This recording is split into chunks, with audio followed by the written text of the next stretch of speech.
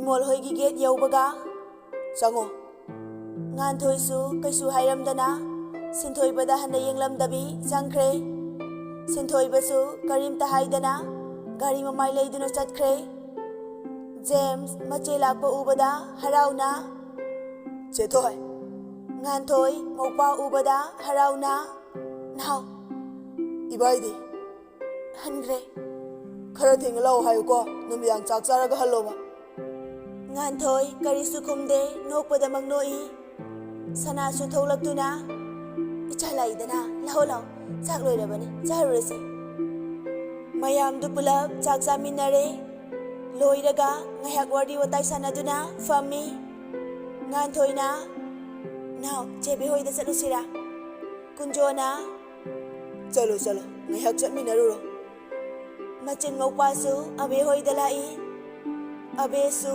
nganthoy lakpaduda harauna aya ngasayog lai ro thoi lai ne aina nang hangi mamada ado nang dilabukta chatkhi hai sak samina ge tawraga hoi khoidi hana gi hamu ni bema loi re ado kana ga satke nang bo indom cha hoi gani da ado nang karam kan da handoino nong ni dilai ni James na aseng bayro se thoi abena yam phare itom ta nungai ta leini ado mama hoina bu yagadro kaisu hairoida numidang wairam phauba nganthoi sinthoi ba lakpra haina adum yengi phone tawbasu adum kakthalai lakta baduda nganthoi su yumlom da changlai sanana haima thoi kadai da muk chalino kaisu chati ma chau nganthoy ne imung da changlakpada James kana chenthoki nganthoy su kaidawa yauragi haina masu thoglai sinthoi ba James ka nok tuna changlai sinthoi ba nganthoy da michi ne khasilaga saklorba nganthoy suktoklaga nangi saru hapte James na ibai ye layuje ayen janinge nganthoy James ta onsilaga ana thong se punja sa James na luhongi wadagi ay gajan tanong sidra wakangde nganthoy karim ta hayam dana changkhre sinthoy bana lao ay khoy ni lay roje James harauna makoy anisu ye lay ba chatkre pung ni pan tarak ba adwaida makoy su chak charaga sinthoy baga pulap halai gari da makoy ani wa machet amata ngangna de yum yauraga nganthoy ka da prap changki Tampaga Lakshmi ga famduna lairami inama sak thongdok luro nganthoy na hima chak thongdri bro Lakshmi na thongdriye ina mangai ri ne sinthoi ba changlaktuna kaino no yadam leibu bo kana no thongba ya do tampa na tamo ai khusi ham saba adugi ne Lakshmi su nganthoy na hoi ai thong lage Baba su chak lam mamani nganthoy mafi marol hongdok tuna sakhum da changlaga chak thongli sinthoi basu kahada kari no che sang khara yeng duna lei tamphana oredana sidagi kadar tak sinaraga thabak singse loi suangi minnai dagi hena nairak tuni yeng Lakshmi noglaga hegi nimba thongda bayaroi nupe asibu maral siraga tamo bu puksel orhanga dabani aduga hegi khuta Lakshmi ga tamphaga akhaba minok amamam noktuna makhoy ani su ka da changki chakhum da mi leibagi makhol tabaduda rani su sanglaktuna kananu haina yengi thoi nangdi kai daure nganthoy pakhatna ima koiroye baba de tumkhrabo ai nga si khak tawraga loirani natte ne nangbo thengla kansida chaga muk thongni dubu kai gino ima sak satri haye adugine hoine chak tu budi kanam ta janing dre haidana thong da bani ne laks wa du haiba loidre Lakshmi tholaktuna inama kairo sa mu thongiro wana halaga nganthoy na ha chakcha amuka suthatuna inama yare potharuro chalo warani ye rani sunoktuna chalo potharuro nganthoy su chak tu mutharam laga ka da changkhre sinthoi ba nganthoy da yeng laga Loirabo yam thoida. Loide chararoi hai imana. Kaigi sauri imagido.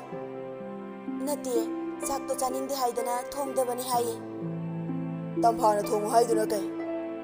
Mi angang ne pakhatana tawri oiramni. Sinthoi ba noklaga. Manam oiba yam hai. Masan gaji thagaliko. Nganthoi suptoklaga. Saktuga puning sata changine. Nawada mai hainabro. Aingonda khanaba yam haujarakanu ko. Aina du ngambini natro.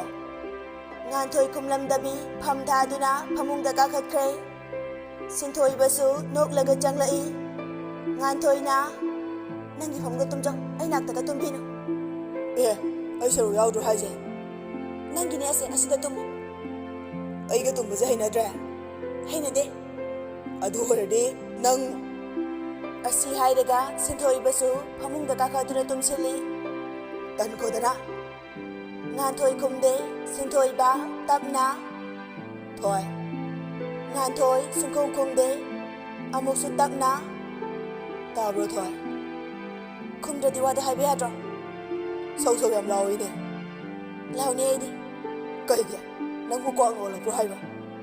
Taninde aingonda ka kawrakanu. Sinthoi ba nokfe tawraga. Itungse yam saurida. Nang cha tho haiba. Nganthoi kumde mamitu usilaga laikre. Tumbasu nate. Sinthoi bana. Tadro ain haije. Handakti nganthoi tapna. Tai. Sinthoi ba noklaga. Thamoi jina thadore. Nganthoi sinthoi bada masado onsilaga. Kaina ta hode tawribo. Aduburo. Hoi kaino haiba.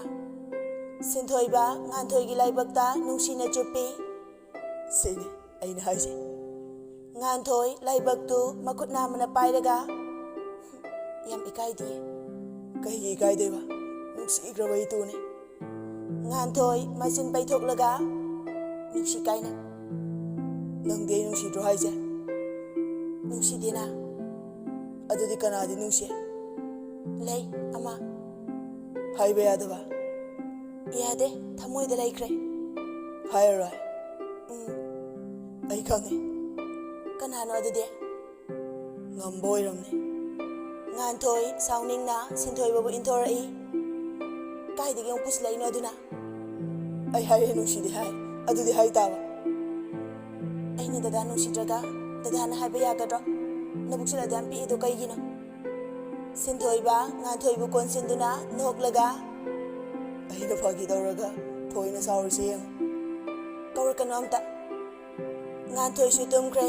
Sinthoi ba isi sina tumliba nganthoi gi mamai duda nungsi na yengja. Tumoko nungsi be. Good night. Anidu adumak uitakre.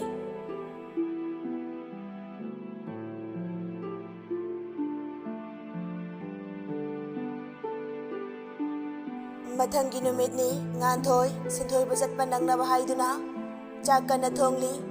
Mathel dusu amakhak nate chaba yananaba mari mangani thongliba.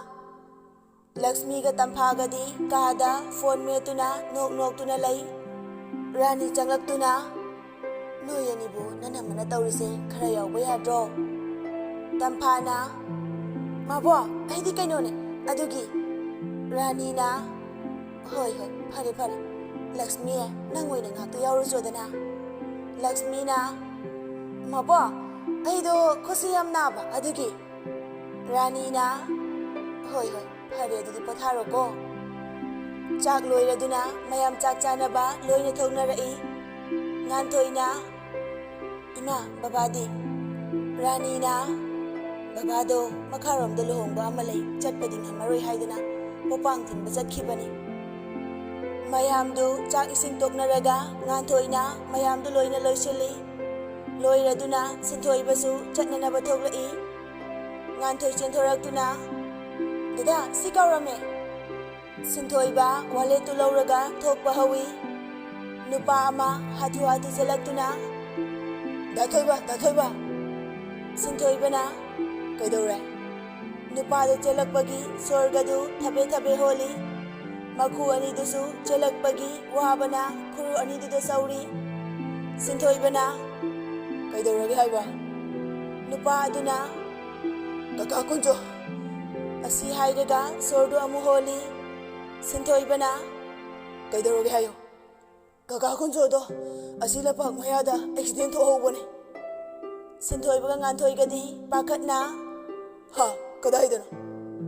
ꯂꯥꯛꯑꯣ ꯂꯝꯄꯥꯛ ꯃꯌꯥꯗꯅꯦ꯫ ꯁꯤꯟꯊꯣꯏꯕ ꯒꯥꯔꯤꯗꯨ ꯂꯩꯊꯣꯛꯇꯨꯅ ꯆꯠꯈꯤ꯫ ꯉꯥꯟꯊꯣꯏꯅ ꯋꯥ ꯉꯥꯡꯕ ꯅꯪꯕ ꯅꯠꯇꯦ, ꯃꯥꯅ ꯍꯥꯟꯅ ꯍꯦꯛꯇ ꯌꯧꯏ꯫ ꯉꯥꯟꯊꯣꯏꯁꯨ ꯈꯣꯡꯅ ꯑꯗꯨꯝ ꯆꯦꯜꯂꯛꯏ꯫ ꯁꯤꯟꯊꯣꯏꯕꯒ ꯇꯧꯗꯨꯅ ꯃꯄꯥꯕꯨ ꯍꯣꯁꯄꯤꯇꯥꯜꯗ ꯄꯨꯅꯕ ꯇꯧꯔꯤ꯫ ꯃꯈꯣꯏꯒꯤ ꯌꯨꯝꯒ ꯌꯥꯝꯅ ꯂꯥꯞꯅꯕ ꯅꯠꯇꯕꯅꯤꯅ ꯉꯥꯟꯊꯣꯏꯁꯨ ꯌꯥꯎꯔꯤ꯫ ꯀꯃꯥꯏꯅ ꯇꯧꯔꯤꯅꯣ? ꯍꯣꯁꯄꯤꯇꯥꯜꯗ ꯄꯨꯁꯦ꯫ ꯉꯥꯟꯊꯣꯏꯒ ꯁꯤꯟꯊꯣꯏꯕꯒꯅ ꯀꯨꯟꯖꯣꯕꯨ ꯍꯣꯁꯄꯤꯇꯥꯜꯗ ꯄꯨꯈ꯭ꯔꯦ꯫ ꯀꯨꯟꯖꯣꯗꯤ ꯒ꯭ꯌꯥꯟ ꯇꯥꯕ ꯅꯠꯇꯦ꯫ ꯏꯃꯔꯖꯦꯟꯁꯤ ꯔꯨꯝꯗ ꯄꯨꯁꯤꯟꯗꯨꯅ ꯗꯣꯛꯇꯔ ꯃꯌꯥꯝꯅ ꯀꯨꯞꯅ ꯌꯦꯡꯂꯤ꯫ ꯉꯥꯏꯍꯥꯛ ꯂꯩꯔꯒ ꯗꯣꯛꯇꯔꯁꯨ ꯊꯣꯛꯂꯛꯏ꯫ ꯁꯤꯟꯊꯣꯏꯕ ꯗꯣꯛꯇꯔꯒꯤ ꯃꯅꯥꯛꯇ ꯆꯪꯗꯨꯅ ꯗꯣꯛꯇꯔ ꯑꯅꯥꯕꯒꯤ ꯐꯤꯕꯝꯕꯨ?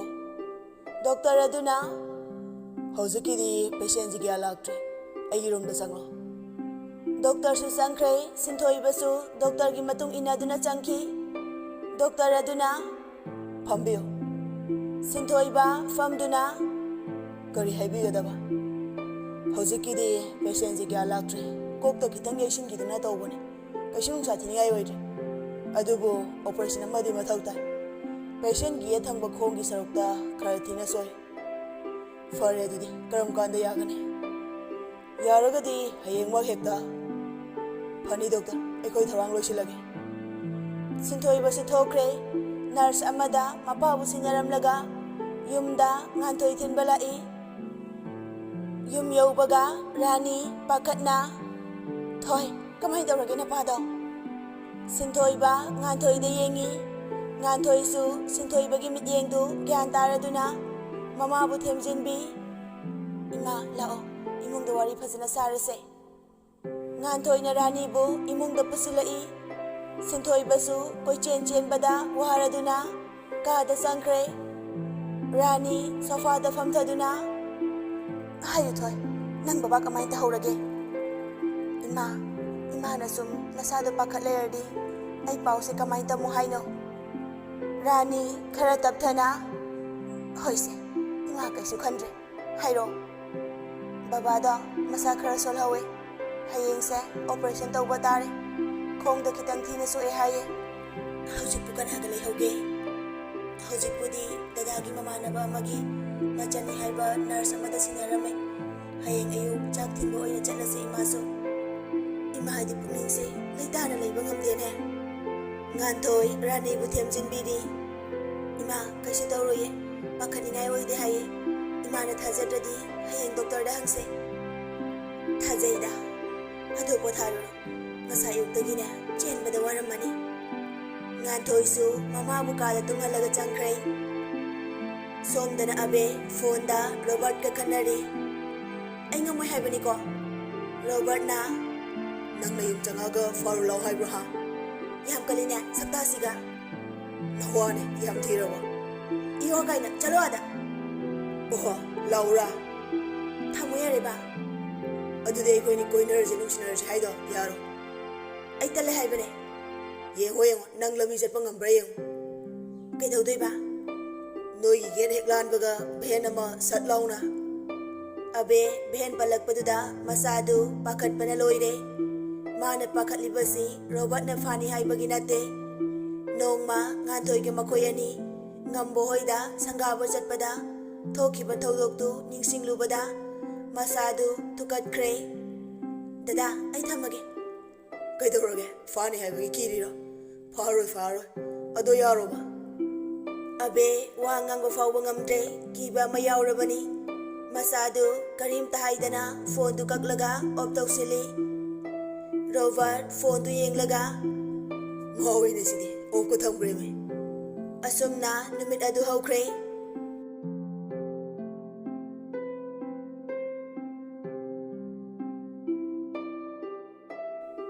ꯑꯉꯟꯕ ꯑꯌꯨꯛꯇ ꯇꯝꯐꯥ ꯏꯁꯧ ꯂꯥꯡꯗꯅ ꯆꯥꯛ ꯊꯣꯡꯂꯤ꯫ ꯃꯧꯅꯦ ꯑꯁꯤꯕꯨ ꯆꯥꯛ ꯊꯣꯡꯂꯤꯕ ꯍꯦꯛ ꯈꯪꯗꯦꯅꯦ, ꯃꯧ ꯑꯣꯏꯔꯗꯤ ꯊꯕꯛꯁꯦ ꯃꯥꯅ ꯂꯣꯏꯅ ꯍꯣꯠꯅꯒꯗꯕ ꯅꯠꯇ꯭ꯔꯣ?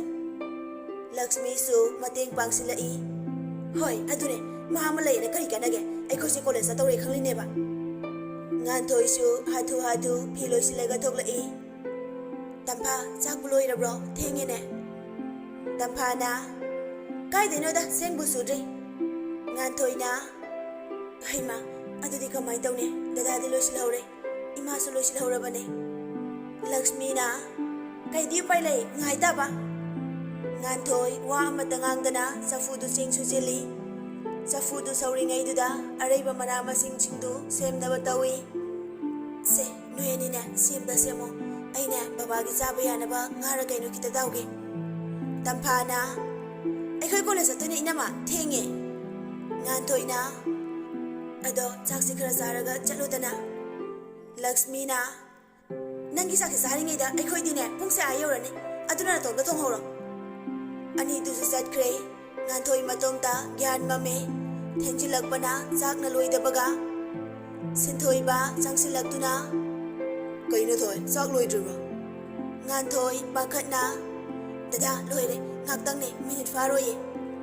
Sintoy ba, sao na?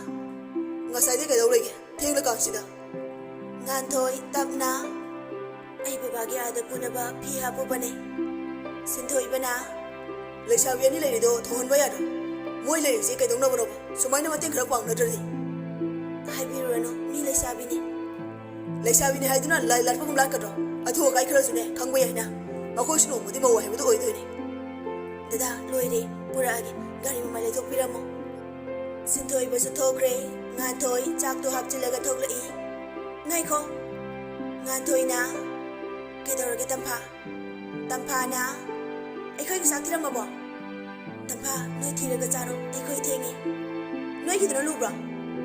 Ngantoy di, kanada sa kumbangam de. Laysari ngay aduk ngang laso. Ma, yam na dikit na rabani. Chakum da changke tau baga. Loy trigo, tingi ay bani. Kay daw riyi mong duda. Ngantoy, chak tu tirang magatog lai. Rani na, kay daw riyi no nang bo. Ngantoy, kay sukanta na. Lakshmi ka tampa ka do, kolesat ka ni hay. Adugi, moy gisak tirambane. Sintoy ba na? Moy bo ngang masaro. Moy lere na kara kumni ngay lagdi ne. Rani na, angang ni na tawzari ni kay dawrage. Sintoy ba, gari tu thaw na. Angang di oy ni, nupa di aray kay koy ne. Hospital yaw wada, mapasok yan tarame. Sak pisa na bahay do na tawri. Nurse amma na. Dada, babasing nga nang hinggi halak pa ne. Ado, pumapan da operasyon tau doy ne. Sintoy ba na? Hoy, fare ado di, ay ko siya torang pung na magtawragi. Nurse ado na, hidak su iraga, cheda layra pa ne. Pung kaya mawaling ngay dagi, hidak silok simbiyo ko. Hoy, hawji lawragi.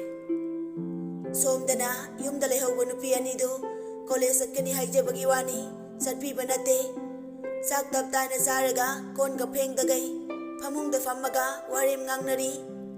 Tampa na, kanam tas loite, ay koy ni se, kay nung dito bayaman. Lakshmi na, mauwi ka na sang laga, maroy ba karipo lagi yung luze. Hoy, lao. Makoy ani, sintoy ba hoy kikaya sang lagto na, kari no, loy na oli. Upudu, solon ba kauran bagi, makoy ani na, koyod oli. Lakshmi na, asin na magili ka kudaw balay rin. Tampa na, kaday no, tu, sisi, sanagi ni, lautoro. Lika kudo kado puraga, toglai, piga do, pazana semdin banate, kada changla aga. Siyo di akoy ni, haudok bayaran ni ko. Tampa na, magi aray wapot kay, lautoro na naisi. Tanja duda, Lakshmi ki phone da, kola malai. Hello, che. Kay no, ay na kay hagi. Ay ko'y sa honariye, handak di soy na may pakla ni kangi. Phone tarok liba nupido, nok to na. Hoy ni nang ba, ado noy ang madabu oy gadro. Lakshmi na, karigi oy roy, oy ni, ay ko'y nasin ba ba? Pare, ay tamagi ko ito di, may pahalo, ay na ko'y gisyan, wata na mabiga ni. Hawsik so ay ko'y na kada sang lagan na iba ni. Sing na honaw ko, ay ko'y pulap dyan na ni. Kahino, ay se, Lakshmi ni Lakshmi. Ay na sinbabu, soy hi bro, ay na ngam na bataw ni. Ngasi faw ba, ay na kalagpatabang amata, may pak na dog ko. Napiya do na. ꯐꯔꯦ ꯑꯗꯨꯗꯤ ꯊꯝꯃꯒꯦꯀꯣ ꯁꯣꯏꯍꯟꯒꯅꯨꯀꯣ ꯐꯣꯟꯗꯨꯁꯨ ꯊꯝꯈ꯭ꯔꯦ ꯃꯈꯣꯏ ꯑꯅꯤꯁꯨ ꯃꯈꯥ ꯇꯥꯕ plan ꯀꯌꯥ ꯌꯥꯠꯇꯨꯅ ꯂꯩꯈ꯭ꯔꯦ ꯔꯥꯅꯤꯕꯨ ꯍꯣꯁꯄꯤꯇꯥꯜꯗ ꯊꯅꯝꯗꯨꯅ ꯁꯤꯟꯊꯣꯏꯕꯒ ꯉꯥꯟꯊꯣꯏꯒꯁꯨ ꯌꯨꯝꯗ ꯍꯜꯂꯛꯏ ꯁꯨꯃꯥꯡꯗ ꯒꯥꯔꯤꯗꯨ ꯈꯥꯝꯂꯒ ꯁꯤꯟꯊꯣꯏꯕ ꯉꯥꯟꯊꯣꯏꯗ ꯑꯣꯟꯁꯤꯜꯂꯒ ꯊꯣꯏ ꯑꯩ ꯊꯕꯛ ꯑꯝꯇ ꯆꯠꯂꯨꯈꯤꯒꯦ ꯅꯪ ꯆꯪꯉꯝꯃꯣ ꯀꯌꯥꯝ ꯂꯨꯕ ꯊꯕꯛꯅꯣ ꯀꯌꯥꯝ ꯀꯨꯏꯗꯣꯏꯅꯣ ꯀꯨꯏꯔꯣꯏꯗ ꯉꯥꯛꯇꯪꯅꯤ ꯉꯥꯟꯊꯣꯏꯁꯨ ꯏꯃꯨꯡꯗ ꯆꯪꯈ꯭ꯔꯦ ꯃꯣꯏꯒꯤ ꯔꯨꯝꯗ ꯆꯪꯂꯛꯄꯗ ꯏꯉꯪꯉꯪꯅ ꯌꯦꯡꯂꯤ ꯑꯩꯕꯨ ꯉꯁꯥꯏ ꯎꯄꯨ ꯁꯣꯗ ꯂꯣꯟꯕ ꯀꯧꯔꯝꯃꯦꯅꯦ ꯑꯗꯣ ꯎꯄꯨꯗꯤ ꯄꯥꯏꯔꯝꯗꯦꯅ ꯉꯥꯟꯊꯣꯏ ꯃꯥꯅ ꯀꯥꯎꯕ ꯑꯣꯏꯔꯝꯅꯤ ꯈꯟꯗꯨꯅ ꯎꯄꯨꯗꯨ ꯂꯣꯟꯁꯤꯜꯂꯤ ꯐꯤ ꯍꯣꯡꯗꯣꯛꯄ ꯂꯣꯏꯔꯒ ꯏꯃꯨꯡꯒꯤ ꯊꯕꯛꯁꯤꯡꯗꯨ ꯂꯣꯏꯅ ꯂꯣꯏꯁꯤꯜꯂꯤ ꯃꯅꯤꯡ ꯃꯌꯥ ꯂꯣꯏꯅ ꯁꯤꯠ ꯅꯥꯜꯂꯤ ꯎꯅꯥ ꯑꯃ ꯐꯥꯎꯕ ꯇꯥꯕ ꯅꯠꯇꯦ ꯋꯥꯔꯗꯨꯅ ꯉꯥꯏꯍꯥꯛ ꯑꯃꯨꯛ ꯄꯣꯊꯥꯏ